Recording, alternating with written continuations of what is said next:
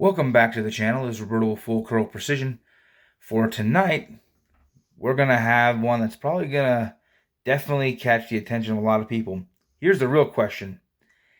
Are short actions really that much better than long actions? Is the difference worth it? Or is this all gimmick?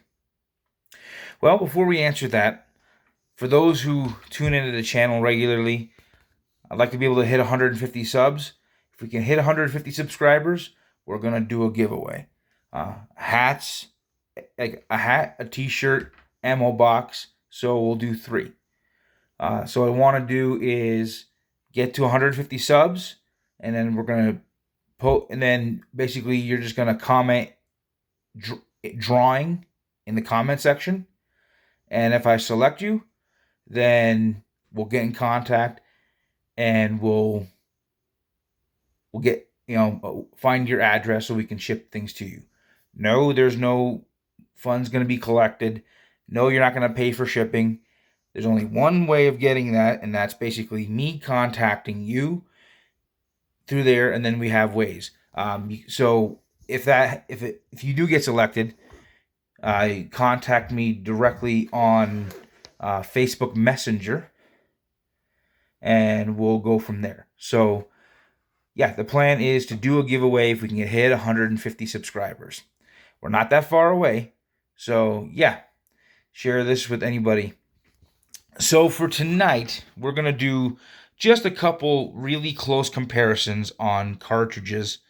And kind of ask the question, again, going back to what I started with, was, is there a real advantage when it comes to short actions? Because people always talk about, oh, they're more accurate, they're this, they're that. But throughout my personal experience, I have yet to really see a significant advantage, if there's any advantage at all, in a short action to a standard length or even a long action. I mean, the one thing I will say is you're going to get a little bit of a shorter package rifle, but it's not by a lot. You're talking a difference of maybe an inch in your overall length. That's not that much. And that's not even all that much when it comes to weight. You're maybe shaving a few ounces. It's really not a significant difference. So again, the question comes up, is there a difference? Well, since we won't answer it in the most, there's no clean way to answer it. What we are going to do is we're going to go through a couple comparisons where we're going to be using the same pressure spikes, everything else too. Like, we're going to keep the maximum pressures the same. And we're going to use the same caliber weight of bullets, but we're going to match barrel length, and we're going to keep it as fair as we can. So the two that really come to mind, that really step up to me, there's 2 aspects, and we're going to go with the 30 calibers. We can either do 308 and 30-06, or we can do 300 short magnum versus the 300 Win Mag. And I think we're going to start with, in this case, we're going to do 300 WSM versus 300 300 WSM versus 300 Win Mag. And the reason for that has to do, let me pull this up, with the fact that those are as close as we're going to get because of the powder volumes. Now, don't get me wrong, I am not hating on 300 WSM. It's a tremendous cartridge. It has a great following. It's reliable. But at the same time, it's such a fat cartridge. You can actually get, in the same type of magazines, you can get one more cartridge of 300 Win Mag than you can of the 300 WSM. So we're going to do 300 Win Mag versus 300 WSM, and then we're going to go with the heavier bullets. So here's the thing. When you're talking about lighter to medium weight bullets, there's not that much of a difference. Where you start seeing the difference is when you're getting into your heavier bullets. 190, 200, so on and so forth. So in the 30 calibers, because we're going to stick with what we can use, we're going to push this thing up as reasonably high as we can. So this brings to mind two well-known and well-used hunting bullets, and that is the 200 grain Nosler AccuBond and the 210 grain Nosler AccuBond long range. And so, because of the types of cartridges, I'm actually going to be using the 200 grain AccuBond. Well respected, well used. And again, both are going to be pushed up to their pressure. So 64, let's see, I think it's actually, 64,000 is what you can do with the 300 Win Mag. We're going to go 24-inch barrels because those are super common for those. And we're going to find the optimal powders for these. So if I go up here, one of my favorites, I'll turn this around, that I like to use. There we go. And when I'm coming in here, I like to use a lot of the Vita Vori powders. But here's a very common one. H1000. Well known, respected, used all over. So, using that, a 200 grain bullet, we're going to go ahead and let's see, we're going to bring this up to like 75 grains. And we got a little bit more we can do with this. So, let's go 78. A little too high. See that? A little too high in that. So we're going to drop it down to 77. We can push it just a little more. So 77.2. So with a 200 grain bullet, you're getting still in the mid 2900s. 2946. I'm rounding it up because it's 2945.8. That's actually a really good velocity. And that's, it is pushing it. And yeah, you can definitely get you can push this to 65,000 if you wanted to and be all right. But I'm keeping it at the 64. If you're hand loading this. Now, here's the one thing I will say is that's a packed load. So it may not even be the ideal powder. So if we change that up a little bit, and we take this and we go to something like a Vita Vori N565.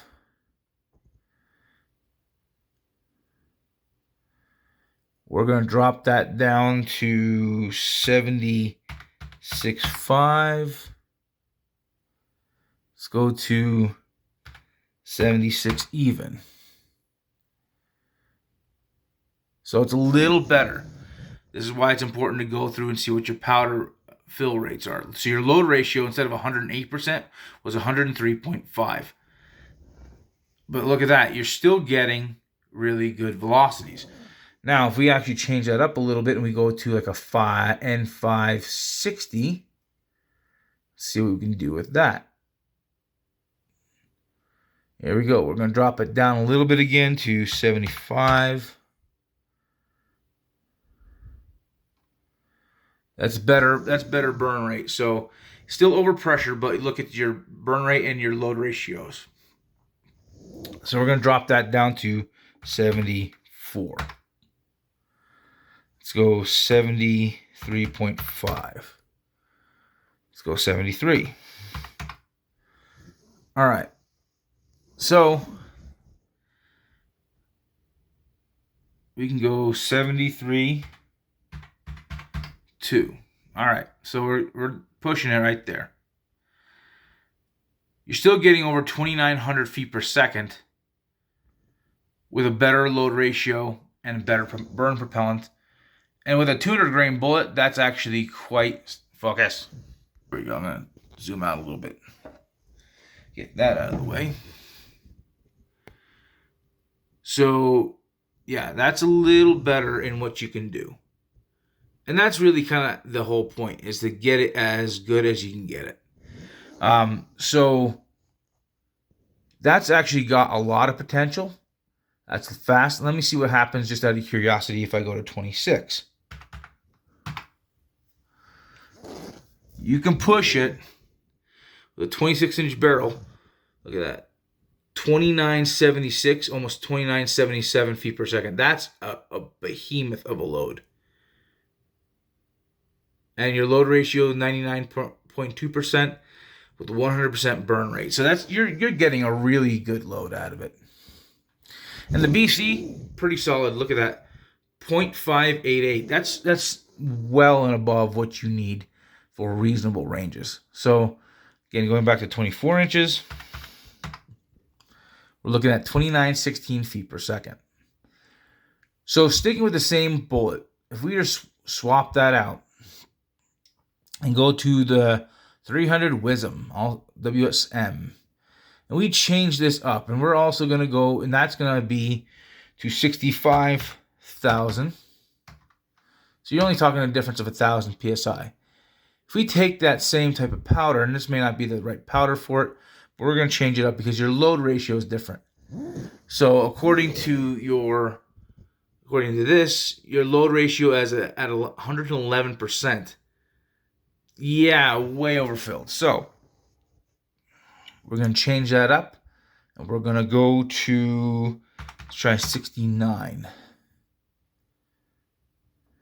And it's still a little high, so we're going to change it up to 68. We're going to go to 68.5. So they're not far from each other, okay? But even so, here's the thing. It's like, oh yeah, you're right there, but look at that. Look at that load ratio. You're way over the volume that you should be. You don't want to be going over 100%. So it's not the right powder. It's like, yeah, but you can get that. Assuming that it'll load properly. So what that means is that this is N560 is not going to be the right powder for it. So let me try and swap this out to like an N565. But here's the thing, even at a much lower pressure spike, you're still at 104.5% with only 9. Yeah, so you're not really gaining anything. So you have to match your powder a little better. So let's try the N160. See what that does. All right, well, again, way too high in your spike. So we're going to bring it out from 68.5 grains. We're going to bring it to 66 and see what that does. A little closer. 65. Okay, that's actually really good. Pushing it right there. And again, that's with the 65,000 PSI.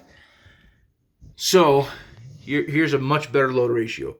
102.3%, 100% burn rate. 2816 feet per second. So you're 100 feet per second slower with a WSM than you are with the WinMag. That's a big difference. That's a very big difference.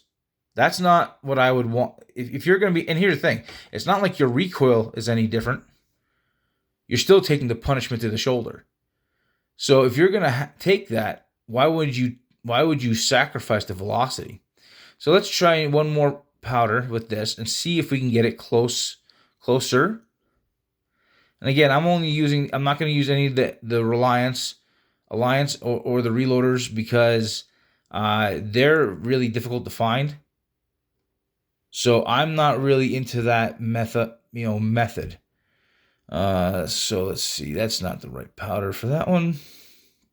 Went slower. So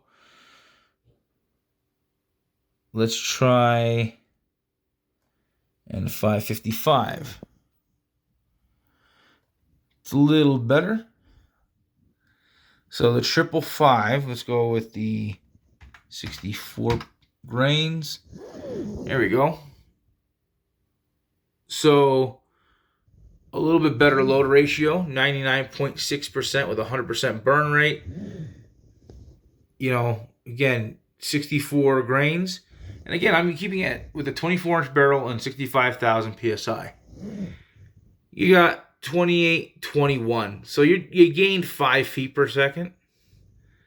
And if I were to even push this a little harder, we're going to go 64.2. Okay, so I got a little better. 28.30, basically. So here's the thing. No matter what I'm really selecting, with this heavier bullet, the 300 short mag is just not keeping up with the 300 Win Mag. And there's nothing that anybody can do about that. You know, it may keep up with it when it comes to, like, you know, your 150s, your 165s, into your 180s. But when you're getting into these heavier bullets, you're just not going to see it happen. And you're going to find this pattern when it goes from 308 to 30-06. You're going to find this pattern when you go from a 7mm 08 to a 280 Remington or a 280 Ackley improved, and then even stepping up into a 7 Rem mag. None of as you build powder volume, you're going to gain. Now, obviously, not every single one of those is going to be the most efficient, so there's that aspect. So you got to keep that in mind.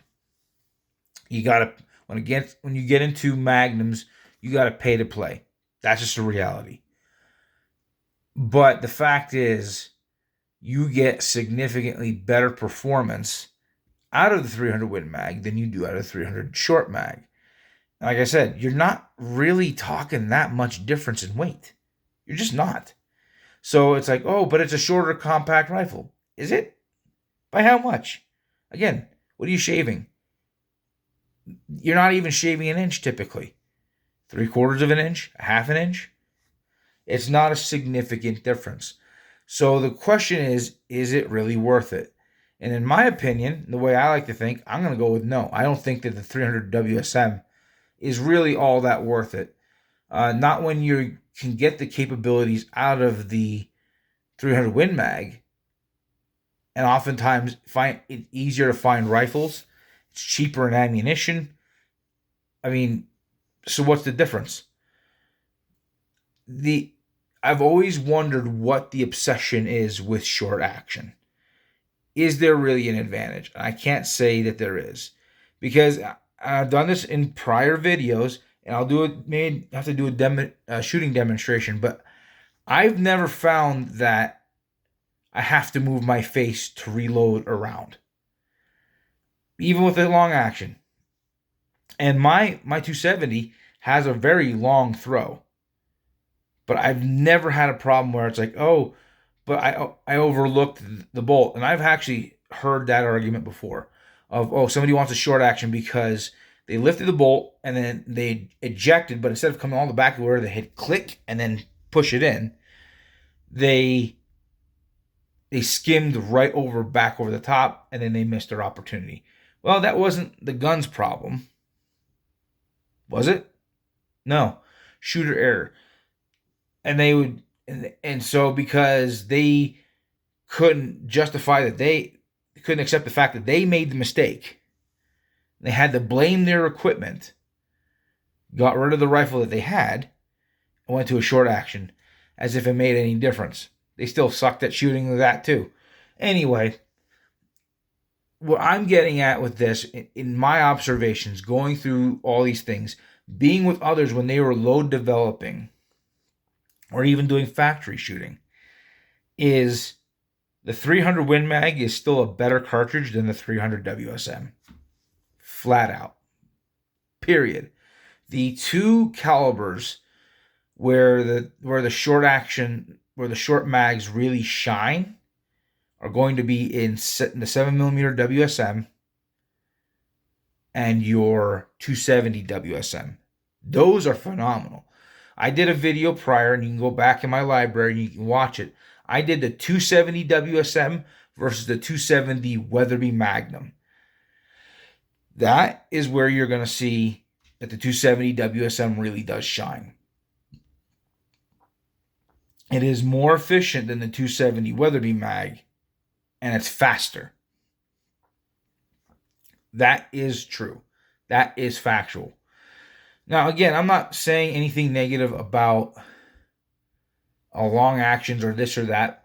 And is there going to be a one hard, fast rule across the board? No, because it all depends on the individual cartridge and the individual caliber, how overboard is, different things like that. But I will say this, for the guys who are just have this mindset stuck in their head that a short action is inherently better than a long action, that's just not true. That is not true at all. I've never seen it. I mean, here's the thing.